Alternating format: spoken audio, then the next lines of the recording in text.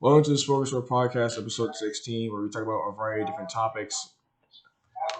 Uncensored, unedited, and unfiltered. Today I'm with Aiden. How are you? I'm pretty good. How about you? I'm alright. This is the second time because our technical difficulties.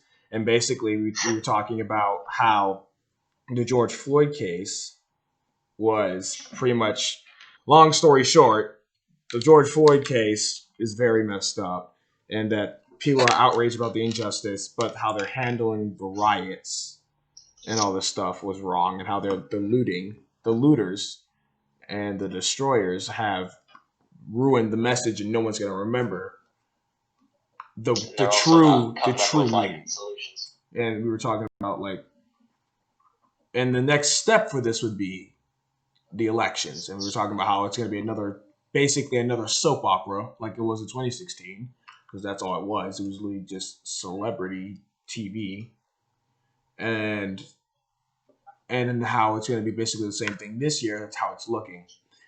And the lack of organization on the protests and all that stuff. So, what were you saying before about the whole thing when I was talking about About how the government only cares about it says at the end of the day, it's about the class systems, and it's not about anything but race, because the only color they care about is green. Yeah, I think that is true, but there's two sides to that. Because I know that the government doesn't do this too often, but there's multiple instances of where the government actually employs systems for the less fortunate, not to put them in a bad spotlight, but there's multiple systems that we have in place to try at least to help people in a bad situation, because in lots of cases, getting out of a bad situation financially can be extremely difficult, and you could see that the government only caring about green, they also do care about how much the lower class makes, because because that's what care about people making more money. So if they can bring the lower class up, then that means that we make more money. So that motivates them to bring people out of the lower class. But I think it's about. it still comes back to greed. Yeah, no, that's what it is. It's greed, and that's what I mean. Like the whole stimulus check, it was made for the lower class and the higher class. It was not made for the middle. Because the lower class, because the whole point of the stimulus check was really for people to spend it, so back into the businesses, and a bunch of people did that, which was stupid. A bunch of poor people, they got that $1,000 check, and they were like, okay, I'm gonna go buy a pair of Jordans, or I'm gonna go spend it on something meaningless, buy a TV or whatever. Yeah. And then the higher class was just like, I'm gonna keep it because I don't want nobody else to have it. Yeah. And it's just overall, like you said, it's greed, because again, all the rich are sitting on all the money, not wanting anybody else to have it. The poor are spending all the money, most of it that they don't have, or when they get it, they already get rid of it. And the middle class are just sitting there looking at each other.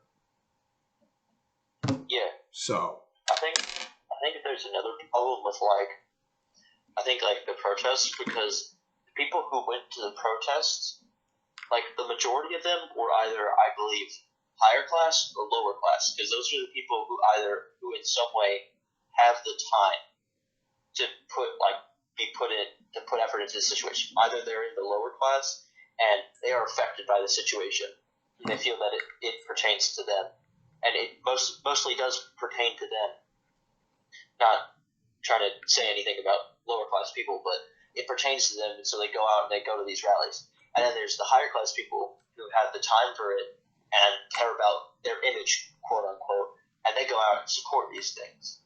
But the middle class, which in most cases is the majority of a population, and definitely applies to America, you don't see them on average being the majority of these protest populations, because they either don't have the time or they just don't feel like it pushes their agenda, because the average citizen's agenda is just kind of like living life.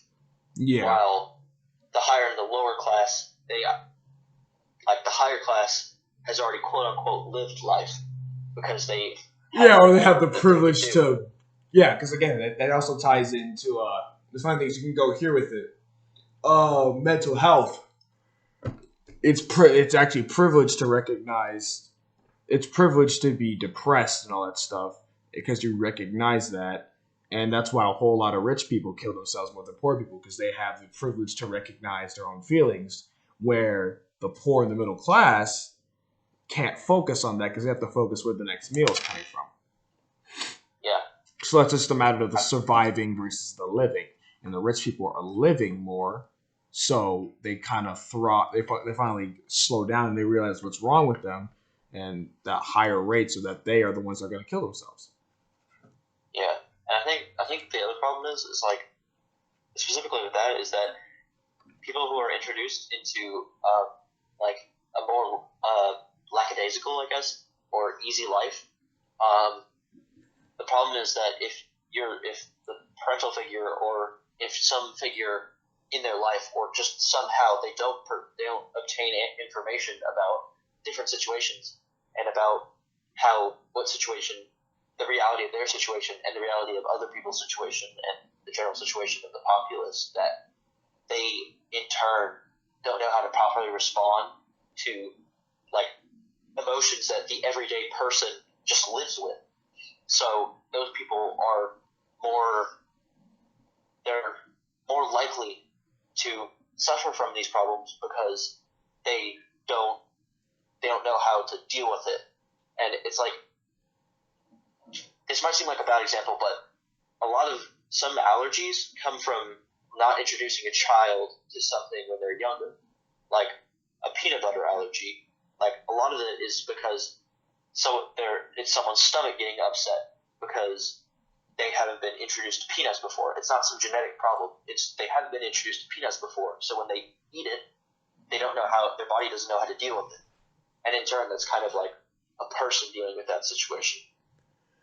Yeah, it's primarily with like. So they don't know how to deal with it. It's pretty much with like any situation. Like if like anything unusual, it's understandable. In general, it is just considered dangerous or whatever. It has a very bad effect.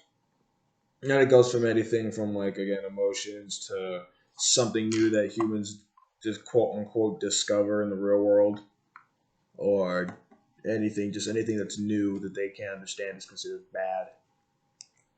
And and I feel like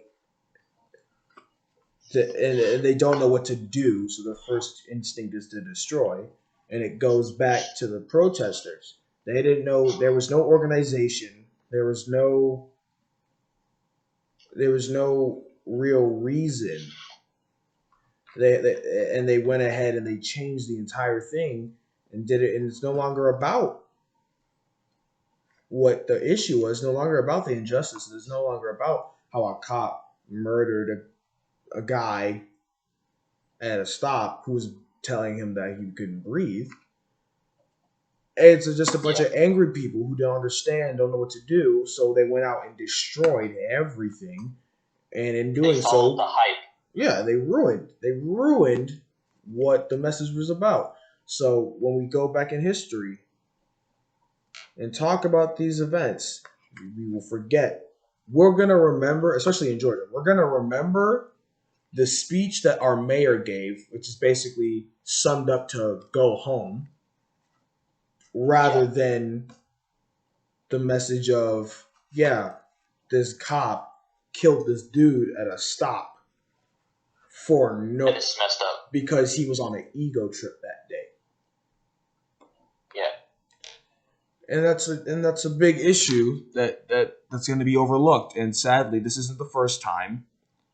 This happened over and over again.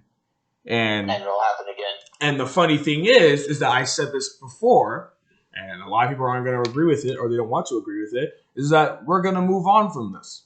and we're gonna be angry only for a little bit. Why? Because we weren't angry enough to keep on caring. Yeah. Sorry, excuse me. So they're not gonna change now. So, and that's just in general, because this has happened so many times. They're like, oh, we're angry for this time. The government knows this. They're just waiting for us to stop caring. Because you know that's how we have like the attention of goldfish, and we do. We just keep on jumping from thing to thing. Like, notice, no one's talking about coronavirus right now. No one. Yeah. Not a single soul. A couple months ago, we were scared to leave the house. They were like, don't go anywhere with 2 people, let alone the max of crowds. Yeah, with the maximum of 10. We're not even going to have you around with 2. Now you see all these hundreds of thousands of people all together in a group. Not one of them are concerned about coronavirus anymore. And guess what? It's gonna go back. They're gonna move on from this, and it's gonna be about how the unemployment rate. It's gonna be about the election, and life carries probably gonna be on. about coronavirus again because we grouped up for those protests, and now there's gonna be a spike in infection rate, and suddenly people are gonna start panicking again. Even if there isn't, the media is gonna make it look like that way. Like, some person is gonna obviously get it. People are gonna get it, but they're gonna make it bigger than it originally is. Yeah, they're gonna be like, it's gonna be like a 20% increase in infection rate when that's not really too bad. Yeah, they're gonna blow it up like, okay, well, all of Georgia is destroyed. And the whole thing about reopening states, which is a big thing that I said it was a lose-lose situation either way. You could either shut down the state and then gamble. Ugh, excuse me, I'm just really tired. Bro, you're getting me on it now. Yeah, I don't know why I keep on yawning. Trump had to gamble, or the governor Brian Kemp, he had to gamble either losing more money than they already were going to, or even Trump when he refused to close the borders. He could gamble that they're going to go in debt and lose money, or he could gamble them getting infected but still keeping their way of life. So it was a lose-lose situation either way. And there was there was no walking out unscathed during the whole thing. Yeah. So I was just like, people were trashing him, and I'm like, okay, well, again, if he had closed the border to specifically China, which is where it started, you're gonna have all these people saying that he's racist against the Asian community. Yeah, I think that the problem with reopening stuff and like the decision-making process is politicians so often stray from the facts because they believe it'll hurt their image, even though if you just be honest with people, generally they'll understand. For example, it's okay for us as Georgians generally to reopen our borders because there's an actual way of measuring whether an infection will die down or not.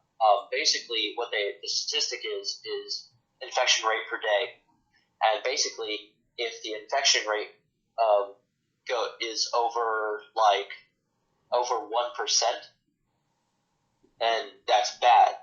That means that the virus is spreading. But if it's 1% or lower, that means that the virus is not infecting as many people.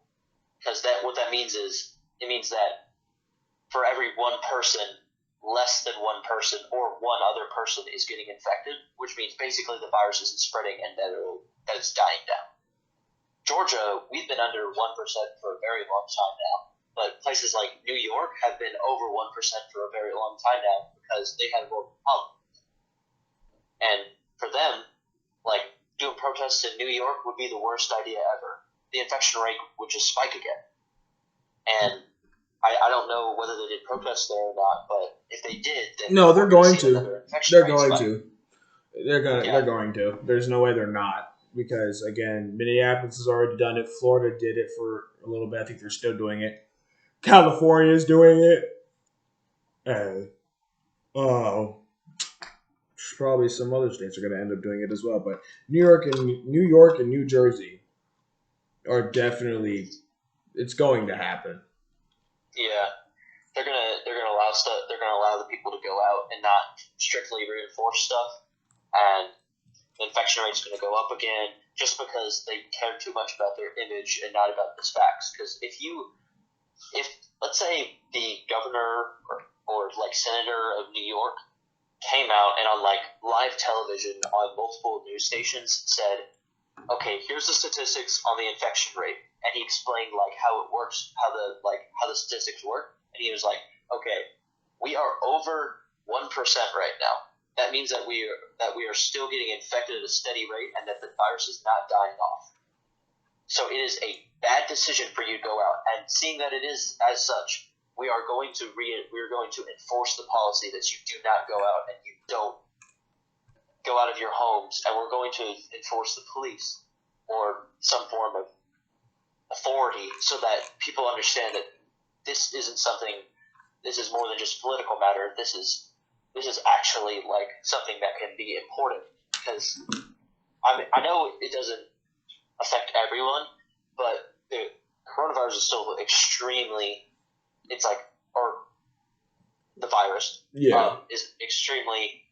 is still an extremely deadly thing to people with just problems, like if they're super old or they're super young or they have lung issues or breathing problems or have a compromised immune system, like any of those things. And we make it seem like that's a minority of people, but it really isn't. It's like a good deal of people can like actually have serious problems with this. Like this could actually kill quite a few people, and just because you're not affected by it doesn't mean that it gives you the right to go out or you the privilege to go out and do something just because it doesn't affect you. Yeah. And that's the biggest thing that people forget. And switching on to something a little bit lighter, we'll probably go back to that. But again, the whole thing with the coronavirus obviously has shut down our schools, and both of us were freshmen. So, what do you think the future holds for our school specifically, as far as when they're going to reopen or how the school year is going to look for us in the future? I believe that our high school and every high school in the Fulton County system will most likely reopen in the fall. I believe this because, as I mentioned earlier, there's the statistic that Georgia is below 1%. We're below that margin where the infections are happening more often. Like for every one person infected, like there's this many that person's infecting. Like it's our statistics show that it's kind of just dying down in our area. So I believe school in our area specifically will reopen, and maybe we'll start off softly, like we'll do half days or something, or do part-time in class, part-time out of class. Maybe like certain class things won't be allowed, like can't share food or pencils or stuff, and PE is not allowed because that's just asking for any kind of disease to be spread around. But I believe in our case, do you think they should do that, or they should take another approach? I think that, well, it just depends, because if the summer goes through and the statistics hold up and our infection rate just keeps on going down, and maybe we're clean by the end of the summer, let's say, then we don't need to implement that stuff. Even if we wanted to be if you wanted to be safe, then we could still do it, but there's not as much of a reason to, because it's clearly dying out. It's gone. Or heck, maybe they're going to come up with a vaccine by the end of the summer, and boom, problem gone. But if the statistics don't exactly hold up and the virus isn't completely gone by the end of the summer, or isn't just so close to completely gone that it doesn't matter anymore, then most likely we'll be implementing something like that system I was hinting at. Because personally, what I think they should and what I think will happen, because apparently they said something like it's going to spike again in the winter, right? Or it's projected to. Well, so the reason that because it's like the flu. Because the reason flu or diseases spike, like the infection rate diseases spike in the wintertime, is because we're indoors more often, and being indoors more often means that we're able to spread a disease amongst a small group of people more easily. But in turn, that also means that if a virus is just completely gone, that the infection rate will just die off in the winter because there's no one to spread to because everyone's inside. And let's say one family gets infected, well, if that family doesn't interact with another family or is smart enough to not interact with another family or friends or whatever and not get them infected, then really the disease just keeps on dying off. So, I mean, could show a spike, but it just depends. Because, like, for me, I think the smartest thing, if there is a possibility of the spike, I think the smartest thing you would have to teach it online throughout the winter, and then have us come back to the school in the spring. Because, and what's going to be annoying is that no matter what, when we go back, no matter what time we go back, we're all going to get sick in general because we haven't been around each other. And we're going to get like the cold, the flu. Yes, and everybody's going to be dropping like flies. And people are going to think the coronavirus is back. And it's going to be like annoying. It's like, no, it's not. It's called we haven't been around each other. We've been so clean, and now we're going to all slack. And it's going to come to a point of where now we all need to get used to being around each other and around a filthy place like a school. Yeah. Because the school is just disgusting. And they clean it through like periods. They don't always keep it squeaky clean. And everybody's been putting on like friggin' hand sanitizer 5 times out of the day. They're going to stop doing that. And we're all going to get each other sick, which isn't necessarily a bad thing. But the fear is going to be, it's back and never left in the first place. I'm like, no, you dopes. We all just have to get used to being around each other. So this is going to happen. And no matter what time we come back. Could be now, could be during the winter, could be during the fall, could be during the summer. We're all going to be around each other, and we're all going to get sick. So when it comes down to that, I think the smartest thing would be to, because if they go with what you do and they say, yeah, we're going to let us all go back, it will be the most boring school year of all time because there's going to be no events. There's going to be no sport. There's going to be no band, no mass gathering of event. It's just going to be, you're going to go to school and you're going to go home. So, but I don't know. We're going to go to school to learn. Yeah, and there's going to be literally nothing else. And the funny thing is, which makes me kind of upset about people, because they all are like, not going to lie, I miss school. I'm like, you miss seeing your friends. You don't miss the premise that you're there, which is the school aspect of it. I can tell by the minute you get in that classroom, you're going to be like, oh, God, I liked being on my phone on the computer. So, and again, we were talking about mental health earlier. This is the best and worst time for people with mental health issues. It's bad. I get what you mean. I get what you mean when you say that, because it's bad in the sense that people with mental health issues that affect their social interaction aren't interacting as much. But let's say the people who have mental health issues and it goes beyond that, and interaction is not the best thing for them, then it's better for those people. Well, yeah, if you want to get into details, yes, but in a general aspect, mental health is literally the most stressed thing to be taken care of, yet is the least thing taken care of. And it is the least prioritized thing that should be the top of the list.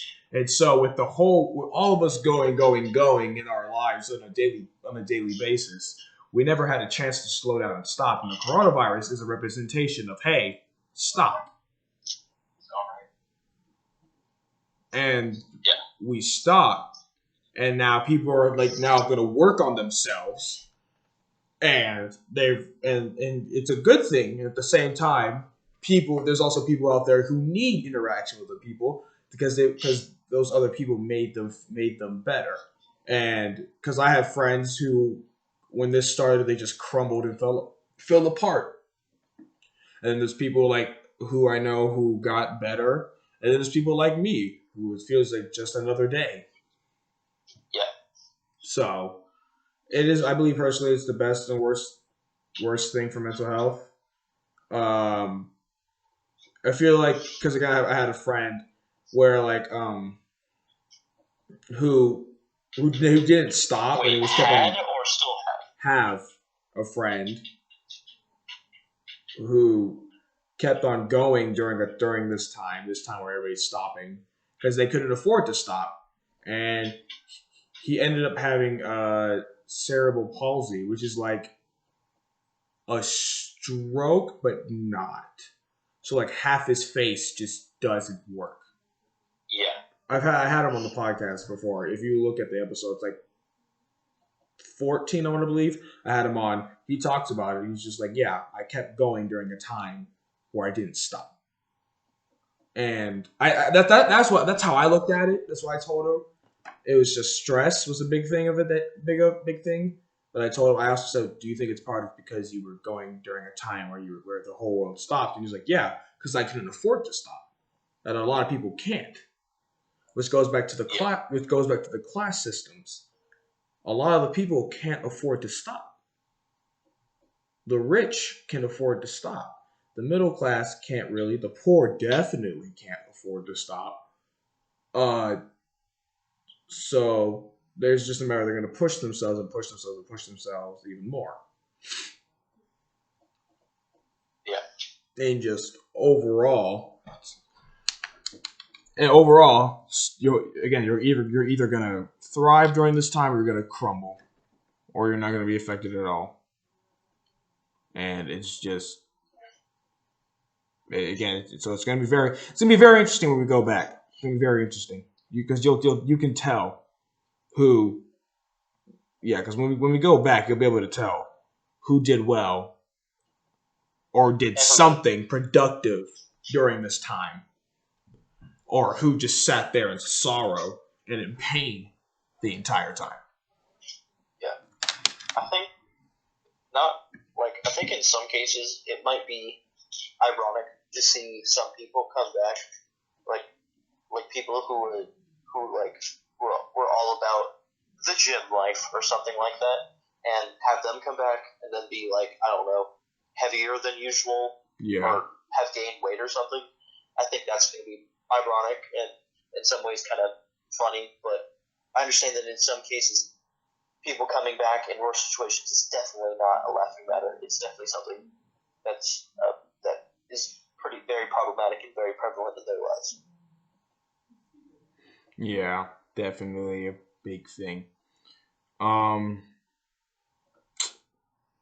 Anything else that you think as far as or anything else you wanted to talk about that's on your mind or you've been pondering during this time?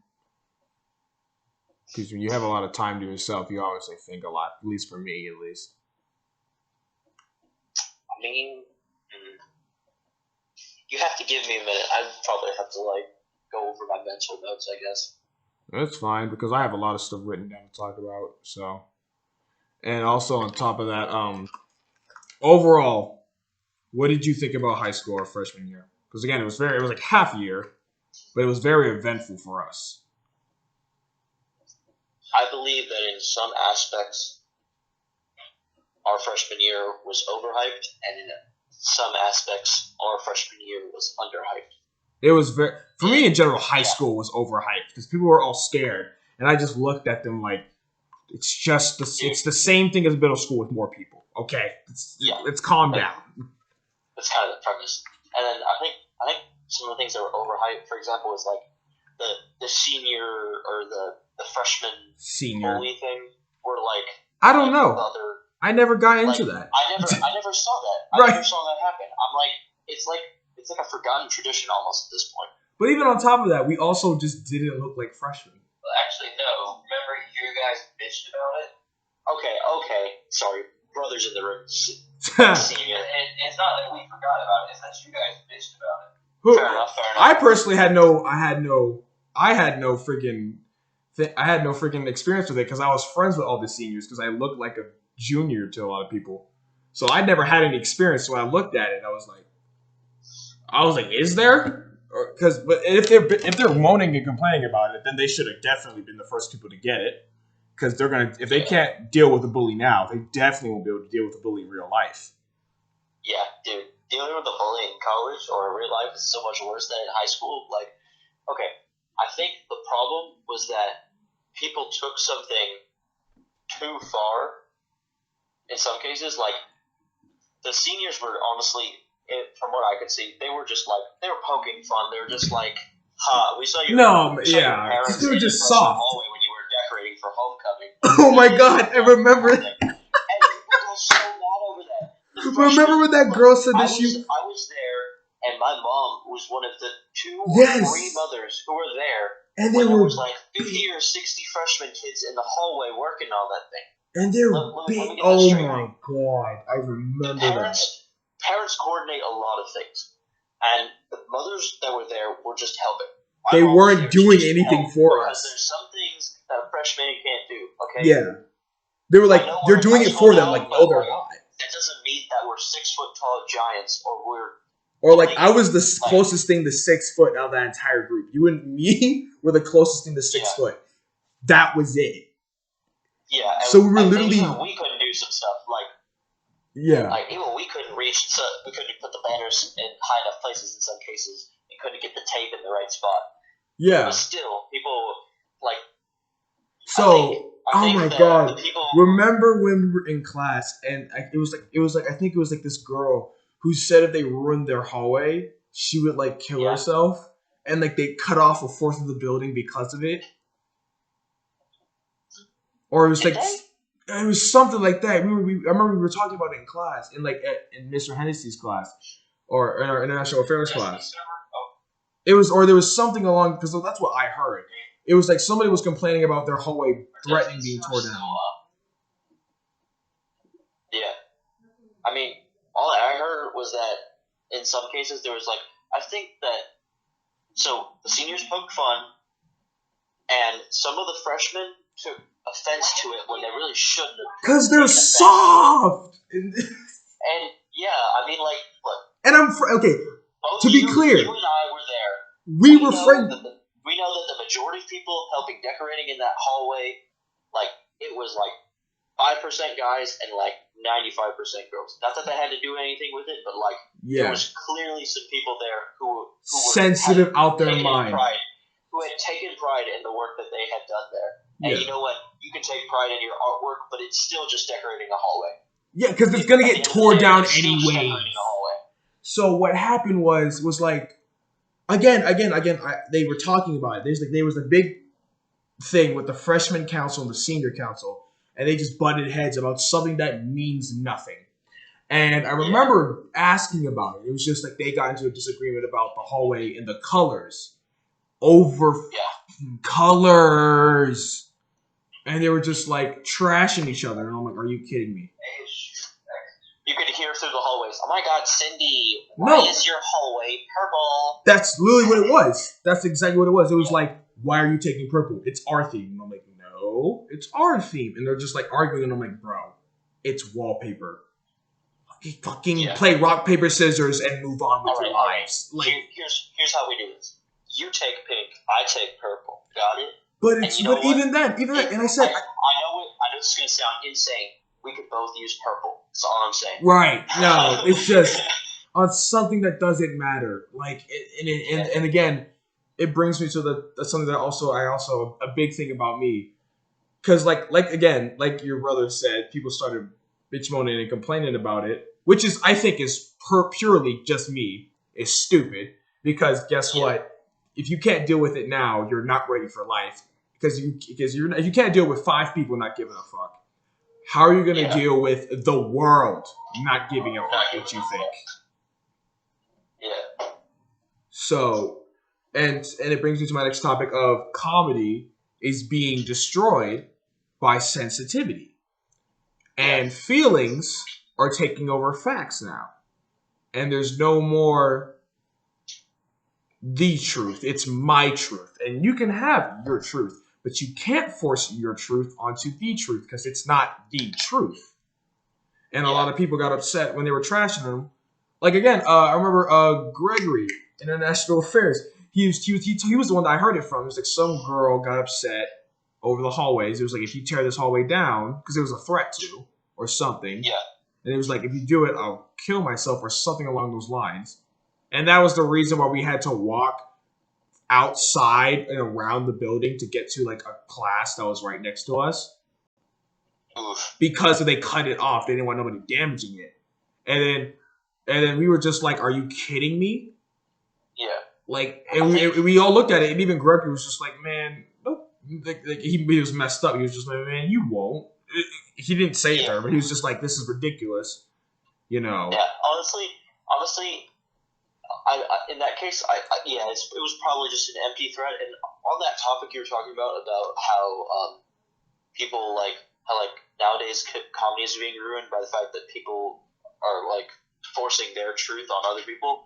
I think just opinions in general are, because basically it feels like nowadays you're not allowed to have an opinion. Like, I know this is talked about. No, you are, but it's supposed to be mainstream, and it's supposed to be in line with the people, with the main thing. It's supposed to be mainstream, and it's supposed to be politically correct, which doesn't make sense. Like, again, we have big issues with feminism at the time, and we were looking at it, we were like, the whole thing overall is a sham.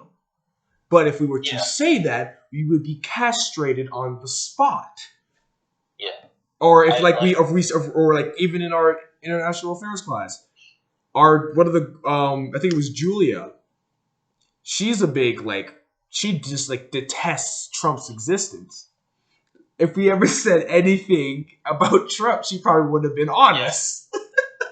Yeah. She probably would have ripped us a new one. Yeah, dude, I think the other thing was all right. So the problem with people's view of feminism is that there's still a problem, even though in most cases, not all, not all, is not a problem. It's not a problem. And I feel so nervous about saying that. Hey, welcome to the podcast, man. In most cases, there isn't a problem. Yes. The things that people talk about all the time, for example, like wage gap, that crap has been debunked so many times. Why are people still going on about that? There's a reason we had a women's rights movement already. There's a reason we had it already, because that was. But even the women's rights movement got ruined by opinions, because it was like the Me Too movement. It needed to happen. Yeah. It needed to. 100% necessary. But I think they got everybody. Because as time went on, they just turned into bad dates. It was just and the problem with it was that careers were ruined off of lies and stories. It was just like, he was 5 minutes late. The chicken was cold. I think I was raped. Career over. Yeah. And it was just like, okay. And it was this whole overreach from not listening to women, which was wrong, to this complete overreach of just whatever they say, believe women. And here's an opinion that you won't hear from anyone who basically is a feminist. Guys are in a worse situation than we were in, because I am a unimpressive average white guy. Okay. There is no way that people value my opinion as much as literally anyone else's. Well, especially now, basically, yes. Their excuse is that whenever I say I'm just a white dude.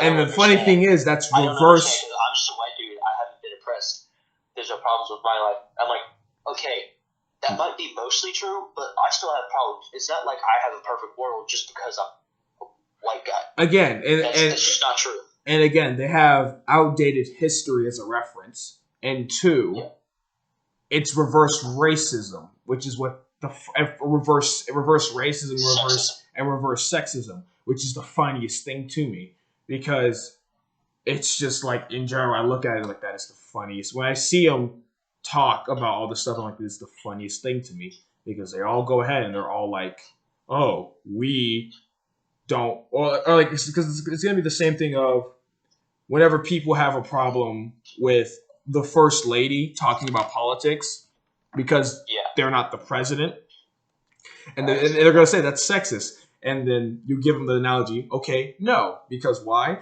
At some point we're going to have the first female president, which means we're going to have the first male first lady, and you wait for that dude to open his mouth about something political. You watch all these feminists, they're going to go attack him and be like, you shut up, it is her time now. She's the president. You are not. Shut up. And I'm like, here's the thing. Okay, we need to start a petition now that whenever the first female president comes around, that instead of it being the first lady, it's the first lad. That's gonna be awesome. That'd be awesome. If they did that, that'd be funny. First lad, 3 Ds, can't be spelled any other way. Can't be spelled any other way. Oh my god, that'd be amazing. But even in general, personally, I don't believe. This is gonna be sound messed up. I don't believe a female president won't change anything, because at the end of the day, it's a politician. Yeah. So all it is someone up there with a vagina saying the same thing that someone with a penis is saying. We need to get this country up and running. Woo! And they end up accomplishing and here's the thing. Nothing. It doesn't matter who you are, your background, your physical features, or anything. If you're put in the spot of president and you don't do anything, people are still going to remember you as, you're poor. You didn't do anything. Like, what's the point? Yeah. Not to sound super harsh, but why should we put you in our history books? Like, yeah, but you can say the same thing about Trump, because president, but did you get something done? You look at Trump, though. You can say the same thing about Trump, which is what's funny. When people think it's like an attack on women, like, no, you can say the same thing about Trump. Why would we put you in our history books? We would have said the same thing about Hillary. Why would we put you in our history books? Why? Give us a good reason, besides the fact that you were born a certain way that has nothing to do with your qualifications and your presence in representing the people. What does that have to do with anything? It's to represent that women can do everything too. And I'm like, okay. Yeah. Is your representation going to take us out of debt? I mean... Yeah. I think the other thing is that people don't understand that, or some people are still on about white privilege existing, which it doesn't exist. It just doesn't exist. Well, I don't know. I say it does, but just not to the level. Not to the level. It's not to the level that it used to be. And now it's more like, instead of white privilege, it's more like your gender is privilege now. No, because in a way, we're all privileged. In some way, shape, or form, we're privileged. And my mom... Yeah, we all have our own way in which we are privileged. Yes. So, when they say white privilege and all that stuff, it's like... It's meant to be a bad thing, which it isn't. It's meant to... Because you have an up on things. But to the level of where it was back then versus where it is now, it is changed very differently. And even like a big thing people were talking about is that America's more racist now than it ever has been. I'm just like, okay, that's wrong. And they're like, how is it wrong? Yeah. Because I exist. I'm literally that's literally what I tell them. I exist. I am biracial. And my mom's not even white.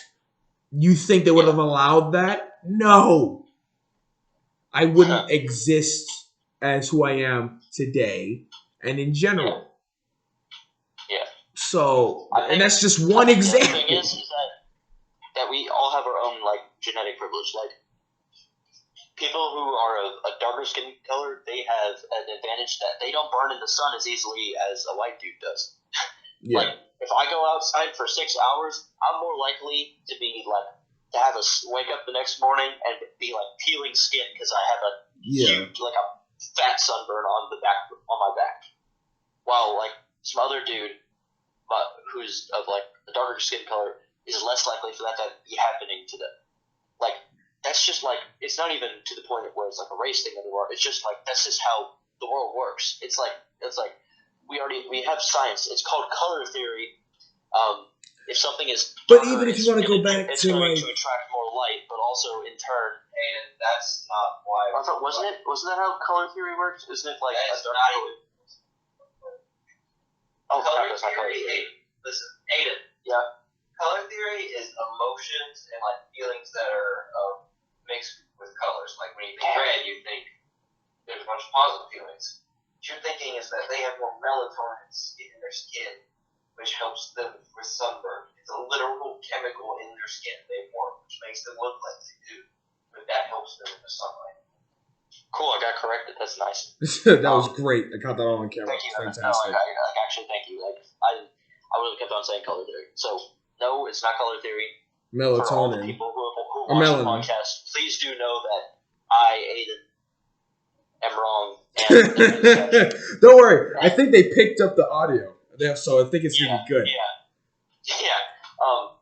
So, yeah, and just But like in the general, misconceptions I know about- it's a there's science misconception thing. about a lot of things, and like just like how the world works now. Yeah. And it's like a problem is like people are. It comes back to like people being so nervous to say anything that could be taken as offensive. That Yeah. we can't actually start like say something that's like factual. Like Yeah, no, there's a lot of stuff say- that I know. let's just say, for example, that blue frogs were more likely to have children than green frogs. Does that mean that if I was like a green frog, that I'm racist for literally saying that? Or if I'm a blue frog, I'm racist for saying that? Because No. Well, they'll see it as, again, an offensive terms, yes. And, of course, people watching are going to be like, that's preposterous. Like, well, tie it back into the race thing. yeah, Tie it back into a human thing. So, like it comes back to the fact that of like I can't remember. I don't know what it is, but there is some ism. I don't know if it's humanism or something different, where humans, just because we have brains and can think, we think of ourselves as higher than animals. When in the end, we are an animal. We are. yeah, an no, animal. the And we highest, think that the just highest because we can point, think, the highest point for That- human is human. The Those highest actually point of make us thinking is based on human. creatures with the capability of complex thoughts, emotions, and such. We have found other creatures can have emotions. But again, it's like the highest point of human is human. Yeah. Like everything that you think of a highest point is based off of Can't human. teach an animal to do math. And I think my brother just I don't know if your podcast. I heard it. I heard it. He was just saying that you can't. I understood what he means, and though he is correct, at the same time, I feel like we don't even know enough about ourselves. How can we know about other creatures? So again, we don't know. We don't even know why other than I don't know exactly what, but I don't think in general that we know exactly why we are so cognitively aware compared to just other animals in general. Like literally, we don't even have the largest brain out of all living organisms either. Like dolphins have larger brains than us, and they are also able to it's shown that some animals can express. Yeah, but so even if you go there, it's emotion or superior cognitive thought. no, it's a mix of both. And I feel like it's a mix of both. Emotions, they pick up on emotions and such, but you can't expect a dog or a pig to do math, can you? No. Sorry, that was funny. But even on top of that, it's because you, for example, I guess it just depends on what you're looking at. Because if you look at like I said, the highest thing, the highest point thinking of human is human. and they're gonna find the traits of quote unquote human in other animals. For like elephants, for example, they hold funerals. Their memory is better than ours, and their intelligence rivals ours. And those are aspects that we call human. But despite, yeah, and we think of ourselves high enough that we can say that we're smarter than an elephant. Even though they existed before us and clearly have existed before us, that trait is quote unquote human, even though we as a species we as entirely a species or just a population never developed this trait on our own. This was not some miracle. Like, there's a reason that we have things like science and genetics, and why we study the connection between animals. It's because, and why we have this thing literally called evolution, and why Darwin is such a popular name, or not a popular name, but a theory. That, basically everyone knows. It's because it's this theory that's so revolutionizing, but also so true. Because you can think about it this way: what if, let's just say that all life came, for example, just in some other world, came from I don't know, plants? Could we say that there's no way logically to think that us humans could just evolve from, let's say, a carrot? Just suddenly, boom, there's humans and carrots in the world, and that's the only two things that live in this whole world. Animals don't just randomly develop traits. The next generation of animals would be something that would look like a carrot, but would be genetically different in somehow. Maybe it's a psychic carrot. Yeah. Or something like that. I don't know. Well, I know what you mean. Evolved a brain. Evolutions like that do not happen in one generation. I know, but it'd be, yeah. But again, the whole people thing of people are like, evolution's not real, and I'm like, well, at the end of the day, I'll give you an example. And people who say that, I'm like, okay, well, if you're hot and you're wearing a sweater, would you take off your sweater? Yeah. Okay, so did you adapt to your environment? You adapted. You didn't evolve. But an evolution is just a generational, longer adaptation to an environment to ensure you have a future.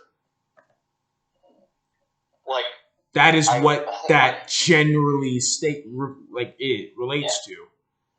And you gotta also understand there's a difference between evolution and an adaptation.